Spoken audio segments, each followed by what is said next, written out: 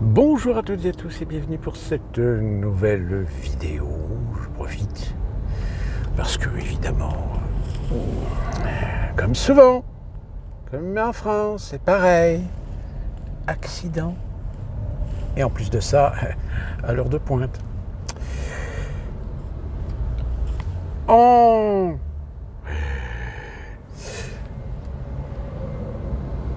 Mélenchon a annoncé qu'il allait faire une demande de procédure de destitution de Emmanuel Macron. Alors, on va revenir rapidement sur cette procédure qui existe dans la Ve République, mais qui a été mise en place de telle manière et modifiée de telle manière à ce que même ceux qui en font l'usage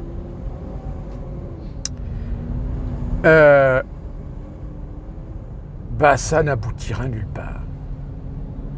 Pourquoi je dis ça n'aboutira nulle part? Tout simplement parce que quand vous faites une proposition de procédure de destitution, d'abord, elle doit passer en commission.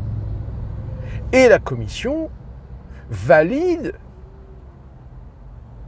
ou non la demande. Sur quoi elle est motivée? Sur quelle ambition? Sur quel argument? Sur quel élément? Et qui plus est, je crois me souvenir aussi qu'il fallait qu'il y ait un quorum de je ne sais plus combien de pourcentage de députés pour appuyer la motion. Mais là, je vous avouerai, j'ai un doute.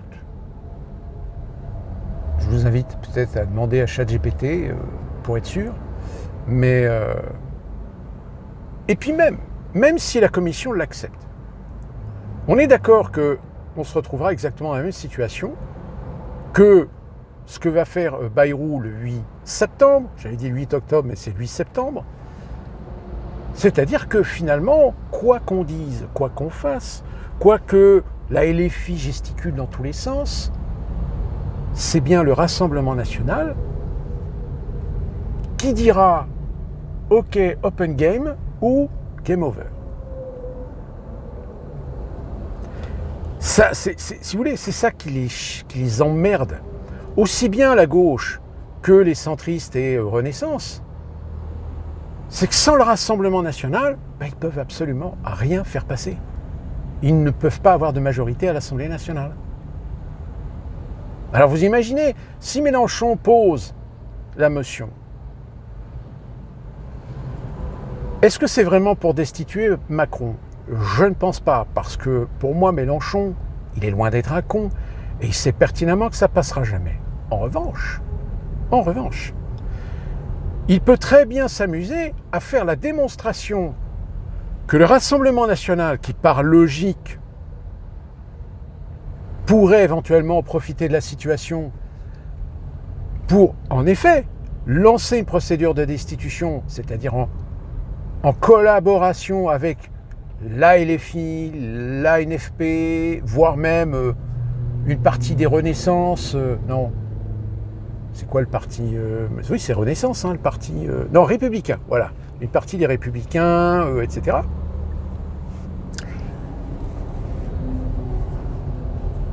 Et évidemment, si le Rassemblement national, je dis bien si la demande de procédure de destitution est acceptée par la commission, donc passe devant le Parlement. Mélenchon, il va dire, regardez, le Rassemblement national, ils vont protéger Macron. Ils vont protéger Macron en échange de quoi? À votre avis? Je rappelle, l'année prochaine, il y a des juges qui doivent décider de la validation de la condamnation de Marine Le Pen ou pas. Qu'est-ce qui empêcherait Marine Le Pen de dire à Renaissance ou de dire au parti présidentiel, écoutez, moi je veux bien voter contre, mais l'année prochaine, je ne sais pas, démerdez-vous, mais moi je veux être éligible pour 2027. Non mais, elle aurait tort de se priver, que je sache.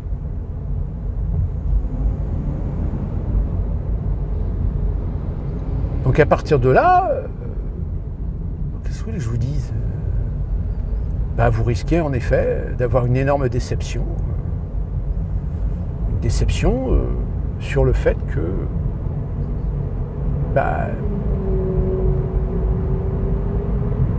ce qui est censé être un parti d'opposition,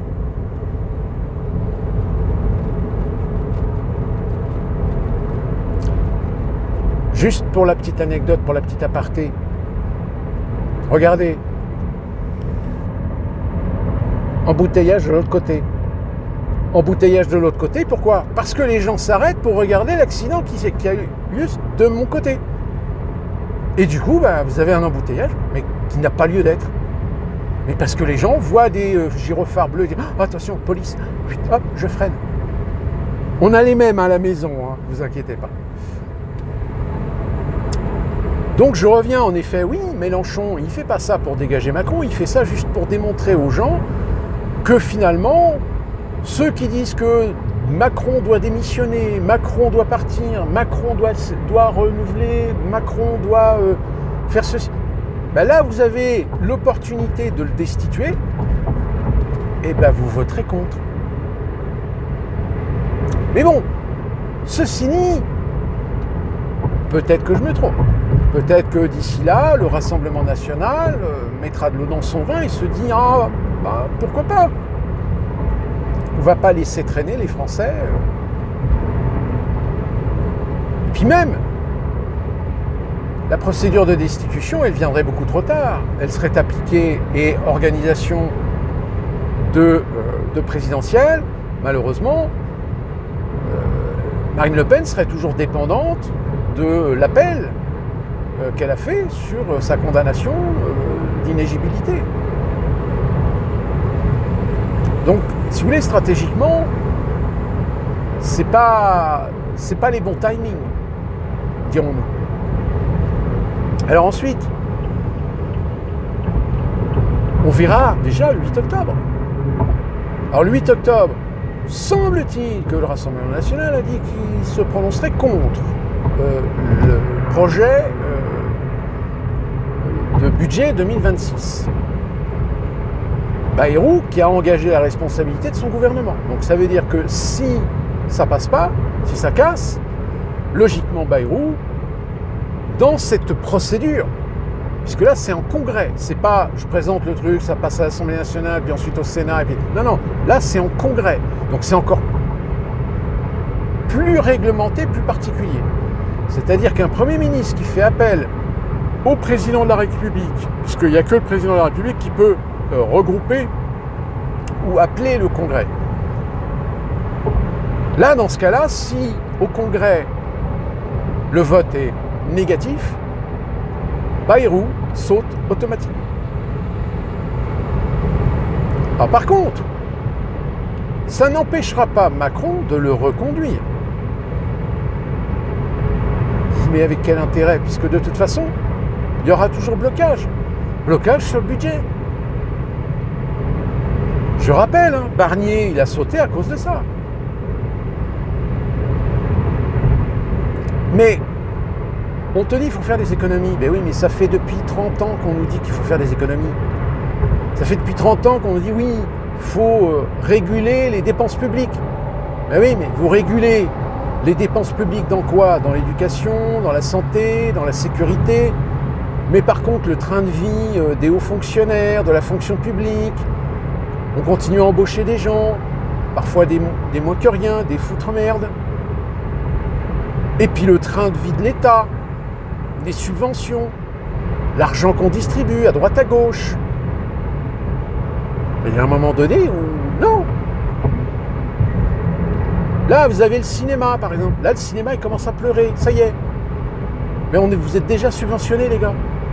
Ouais, mais on est subventionnés que partiellement. Qu'est-ce que vous voulez ? Vous voulez qu'on vous finance en totalité ? Oui, mais il faut sauver l'exception culturelle française. Ah mais non, attendez, on n'a pas les moyens. C'est ça le problème, c'est que vous avez certains secteurs qui sont déjà subventionnés, à un certain pourcentage, à certaines hauteurs. La presse, par exemple, regardez, vous avez la presse qui commence à pleurer. Vous avez, je crois que c'est Libé, Libé qui est dans le trou, je ne sais plus quelle autre presse, organisme de presse aussi, qui est dans le trou. Ça fait depuis 40 ans que ces gens-là prétendent la pluralité, la liberté, l'indépendance, ouais, mais avec l'argent du contribuable. Parce que vous comprenez, nos modèles économiques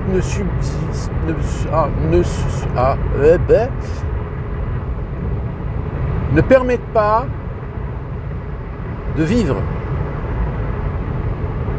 Donc on est obligé d'être subventionné.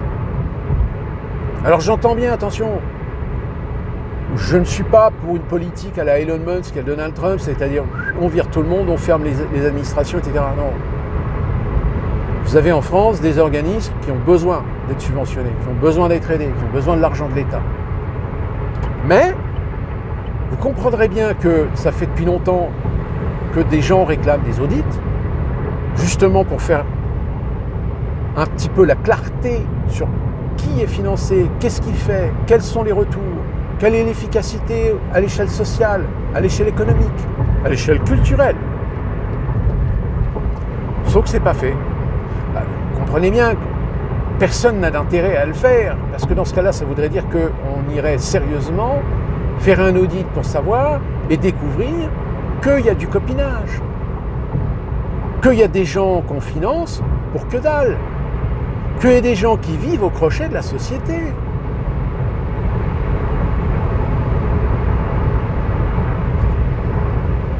Souvenez-vous de cette affaire de Fast and Furious.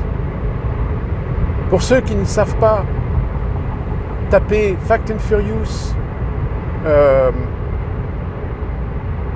François Daoust, je crois, c'était François Daoust. Et vous verrez que ce monsieur, je crois, était subventionné.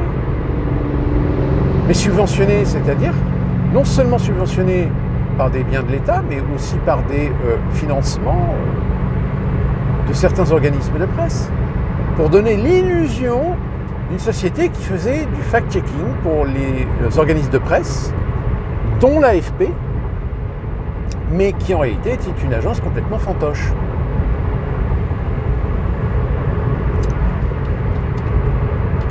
Vous voulez que je vous raconte cette petite anecdote? Il y a très très longtemps, j'avais une copine qui voulait monter une association. Alors c'était une association pour envoyer du matériel scolaire, collecter des fonds, collecter du matériel scolaire pour envoyer pour les écoles en Afrique. Alors oui, elle le faisait. Mais les dépenses qu'elle faisait, on peut dire que la moitié de la subvention qu'elle touchait, c'était dans sa poche.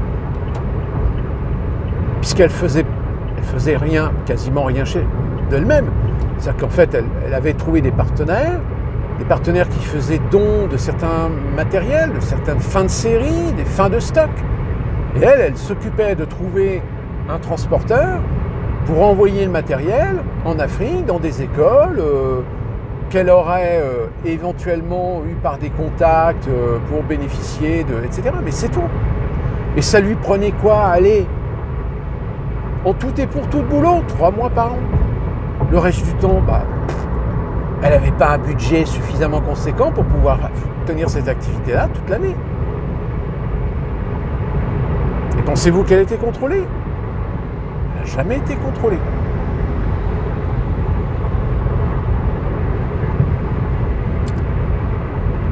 Donc voilà, si vous voulez, c'est un des exemples que je vous donne.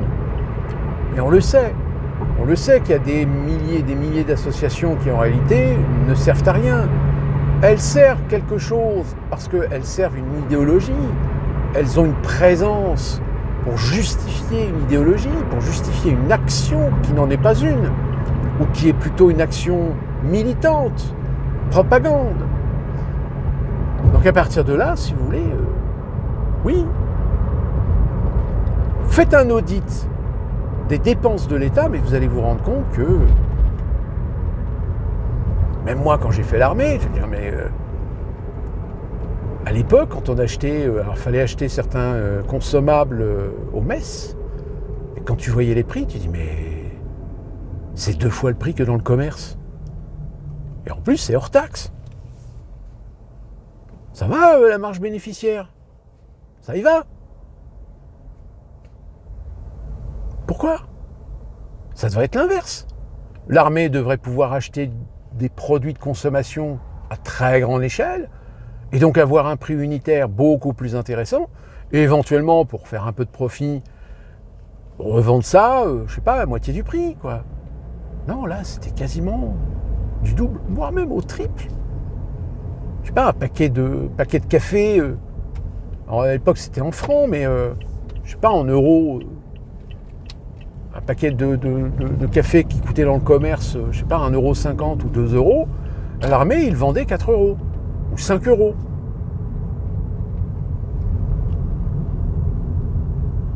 Mais où va l'argent? En réalité, c'est parce que les fournisseurs, en réalité, ne faisaient pas de prix. Au contraire, il y avait une sorte de système un peu de corruption où vous aviez des gens qui acceptaient des prix qui n'étaient pas du tout négociés, qui n'étaient pas des prix qui étaient censés dans un business pareil. Vous voyez, c'est un peu comme les hôpitaux, le système de santé français. Comme c'est la sécurité sociale qui paye, comme c'est l'État qui paye, un médicament qu'à l'unité on va faire payer 5 € en France, TTC, en Grande-Bretagne, vous allez vous rendre compte qu'il est vendu 3 €, en Allemagne 2 €, en Italie 3 €. Pourquoi la France, elle paye 5 €? Parce que vous avez un copinage. Parce que des empires comme Big Pharma s'engraissent sur le dos du contribuable. C'est pour ça que d'ailleurs, les fameux contrats Pfizer, on ne sait toujours pas à quel prix a été négocié. Alors on sait combien ça a coûté, mais à combien la dose?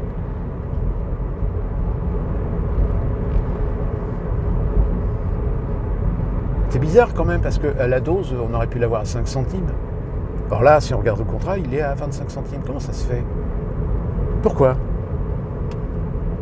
Parce que c'est de l'argent du contribuable et que personne n'ira vérifier, personne n'ira contrôler. Donc je vous fais une fleur, un petit dessous de table, et tu acceptes le contrat à 25 centimes la dose. Non mais c'est pour ça qu'ils font tout à l'Union européenne d'éviter qu'il y ait une enquête d'investigation sur Van der Leyen et son mari. Parce qu'ils savent pertinemment qu'on risque de découvrir des choses pas très jolies. Et à vrai dire, je dirais en France, c'est pareil. Donc à partir du moment où vous avez des magouilles, des contrats, donc vous n'aurez jamais d'audit sur le système des dépenses publiques. En revanche, quand il s'agit de trouver de l'argent pour faire des économies, là, ils savent vous taper. Ils savent taper dans la qualité de la santé, ils savent taper dans l'éducation, ils savent taper dans la sécurité, ils savent créer des taxes, ils savent augmenter des taxes et des TVA. Mais vous savez, la France insoumise, imaginons, scénario, la France insoumise, Mélenchon arrive au pouvoir, Mélenchon arrive à l'Élysée. Que croyez-vous qu'il va se passer? Comment croyez-vous qu'à l'Union européenne, ils vont accepter le SMIC à 1 600 € net, la remise de la retraite à 60 ans? Comment? Là, l'Europe, ils vont dire « Eh oh, Mélenchon, Jean-Luc, mon petit Jean-Luc, que tu veuilles faire ça, d'accord. Mais nous, ce qu'on veut, c'est comment tu finances. »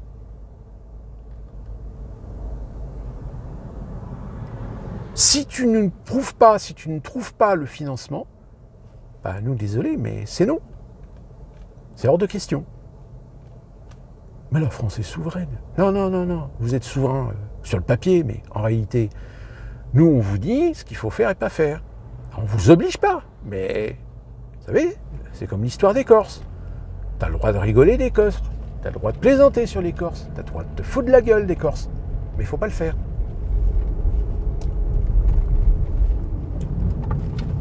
Parce que ça, c'est gentil, hein, les gauchistes, quand ils veulent du fric par-ci, du fric par-là, mais leurs notions économiques sont tellement ridicules, tellement absentes, tellement inexistantes, que quand tu leur poses la question, tu finances comment? Vous verrez, hein, 90% des gens vont vous dire « Ah bah, il n'y a qu'à taxer les riches, il n'y a qu'à remettre l'ISF ». Mais même si tu remets l'ISF, ça ne va pas boucher les trous.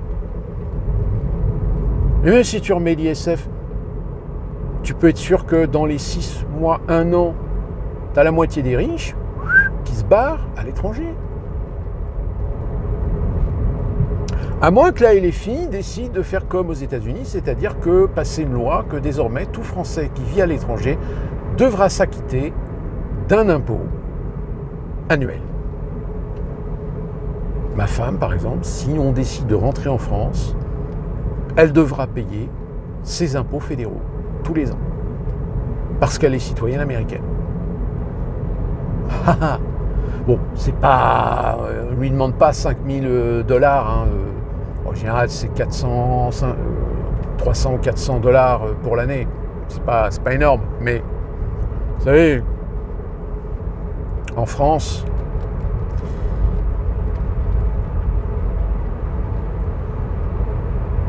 tout à l'heure, j'entendais une chanson française que vous connaissez peut-être, celle des Inconnus, vous savez. Nous sommes Ursaf, Cancras et Pergélas. Qui que tu sois, quoi que tu fasses, faut que tu craches, faut que tu payes. Pas possible que t'en réchappes. Nous sommes les frères qui rappent tout. Alors, chanson, elle était peut-être caricaturale, mais elle n'était pas vraiment caricaturale. Elle était à l'image du système fiscal français. On vous taxe sur tout. Bon, je vous rassure, aux États-Unis, c'est pareil. Hein. On a des taxes, on a plein de taxes partout, etc. Mais pas autant qu'en France. Et puis, pas aussi cher, pas aussi élevé. Donc, il y a un moment donné, si vous voulez, faire fonctionner la fiscalité en France est une chose. Mais vu que les Français aujourd'hui, en grande majorité, ils se posent quand même la question, mais où va l'argent? La CSG, où va l'argent? Le fonds de solidarité, où va l'argent? Le lundi de Pentecôte, travailler, où est allé l'argent? À ça, quand il s'agit de recevoir en faste, quand il s'agit de faire des fiestas ou investir pour des cérémonies, des millions et des milliards comme on a fait pour les Jeux Olympiques. Hein, puis on continue, hein, le petit père Joly, là, le chorégraphe de mes deux, là, il continue à essayer d'aller chercher du fric, de se placer ou de se caser, je ne sais où. Il a essayé de se caser... je crois que c'était pour le 14 juillet à Rouen, parce qu'il est rouennais. Sauf que la mairie a commencé à voir, les habitants commençaient à avoir des pétitions, etc. contre eux, parce que je ne sais plus combien ils demandaient, je crois 300 000 ou 400 000 euros. Enfin, non, des mecs comme lui, faut arrêter. Surtout pour le résultat que ça donne.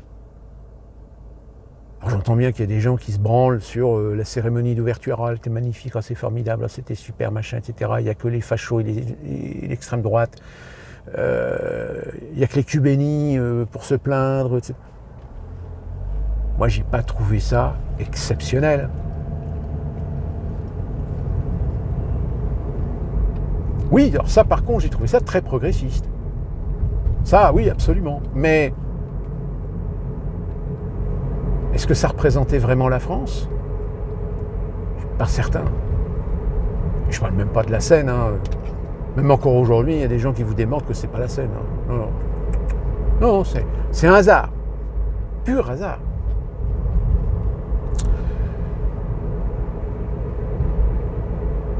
Alors on va voir le 8 septembre comment ça va se passer. Est-ce que Bayrou... Ben non, parce que je m'étais dit, ça se trouve, il va faire le 49-3 pour passer en force.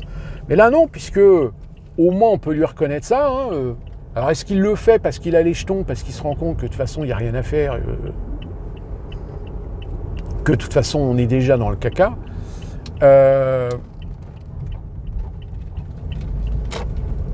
Il est vrai que si la France n'arrive pas à se redresser, si la France n'apporte pas des garanties de faire des économies dans les dépenses publiques,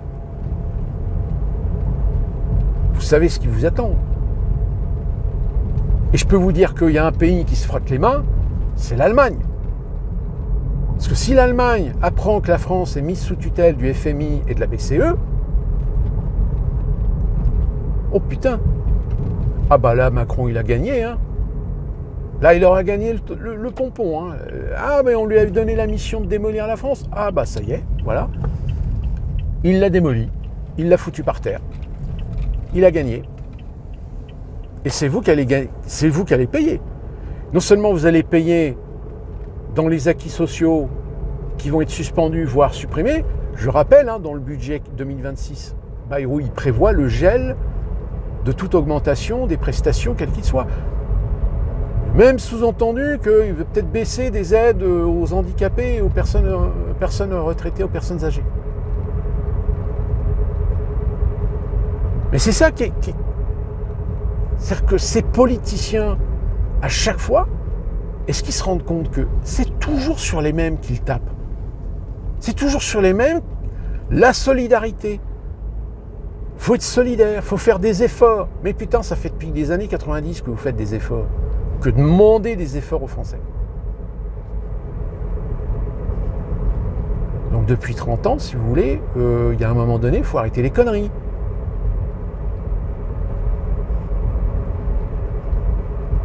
C'est du foutage de gueule. Et qui plus est, c'est du foutage de gueule. C'est que si la France n'était pas dans l'Union européenne, on n'aurait certainement pas eu ce déficit-là. Alors certains vous diront le contraire. Ils vous diront non, vous rendez-vous compte, l'Union européenne c'est très important. Bah oui, c'est très important. Pourquoi ? Parce que, imaginez demain, l'Union européenne ne peut plus payer les subventions, ne peut plus payer les aides. Je rappelle que les derniers pays qui ont été intégrés à l'Union européenne, genre la Hongrie, la Bulgarie, la Pologne, la Slovaquie, etc., ne sont pas les contributeurs. Ils reçoivent l'argent, mais ils n'en donnent pas. Donc vous imaginez demain, pour des raisons économiques, l'Europe coupe les vivres. À votre avis, combien il y a de pays qui vont rester dans l'Union européenne ? Déjà les Polonais. Ah bah les Polonais, ils sont gentils, mais eux, si demain tu leur dis bah non, maintenant c'est bon, vous en avez bénéficié pendant je ne sais pas combien d'années, maintenant économiquement va falloir mettre un peu la main au porte-monnaie. Je ne sais pas pourquoi ça sera toujours les Français, les Allemands, pas les Anglais, mais les Italiens, les Autrichiens, qui devraient, les Grecs, payer leur dû, leur contribution. Ça aussi, hein, ça leur fout les boules. Donc on va voir, mais bon, là c'est en train de s'astiquer le manche sur l'idée de Mélenchon de lancer une procédure de destitution d'Emmanuel Macron. Ne vous inquiétez pas, ça ne passera pas. Il n'y aura rien. Ça ne fera que satisfaire l'ambition de Mélenchon de se faire dorer la pilule. Un point, c'est tout. N'hésitez pas dans les commentaires de dire ce que vous pensez de cette situation, de cette foire, de ce bordel. Et nous, on se retrouve très prochainement pour une nouvelle vidéo. Et d'ici là, portez-vous bien et gros bisous.